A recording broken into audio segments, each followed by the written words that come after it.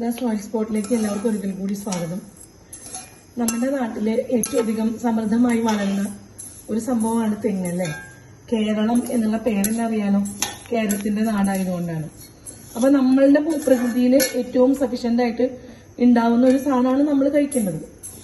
ഇപ്പോഴാണെങ്കിൽ നാളികേരം, പണ്ടൊക്കെ നമ്മുടെ എല്ലാ പലഹാരങ്ങളും ശർക്കരയും നാളികേരം ചേർത്തിട്ടുള്ളതായിരുന്നു. ഇന്നൊക്കെ എല്ലാ വീടുകളിൽ നിന്നും അതൊക്കെ പോയി പുതിയ പുതിയ പുതിയ പല പലഹാരങ്ങളും കയറി വരികയാണ്. അപ്പൊ ഈ അരിയുണ്ട ഞാനിപ്പോൾ ഉണ്ടാക്കിക്കൊണ്ടിരിക്കുന്നത് എല്ലാവർക്കും അറിയുന്ന കാര്യം. അരി വറുത്ത് പൊടിച്ച് ശർക്കരയും നാളികേരം ചേർത്ത് ഉണ്ട പിടിക്കുക. ഇതൊക്കെ നിങ്ങൾ സൺഡേസിലൊക്കെ ഉണ്ടാക്കി കഴിഞ്ഞാൽ കുട്ടികളുടെ മനസ്സിലേക്കും ഒക്കെ ആ ഒരു രുചി കയറി വരും. അറിയാലോ, ശർക്കര ബ്ലഡിന് ഭയങ്കര നല്ലതാ, ഹീമോഗ്ലോബിൻ കൂടും ശർക്കര കഴിച്ചുകൊണ്ട്. നാളികേരം തൈറോയിഡിന് ഒരുപാട് ഗുണം ചെയ്യും. പച്ച നാളികേരം അരിയുണ്ടയിൽ എപ്പോഴും നമ്മൾ പച്ചക്കാണല്ലോ ചേർക്കുക.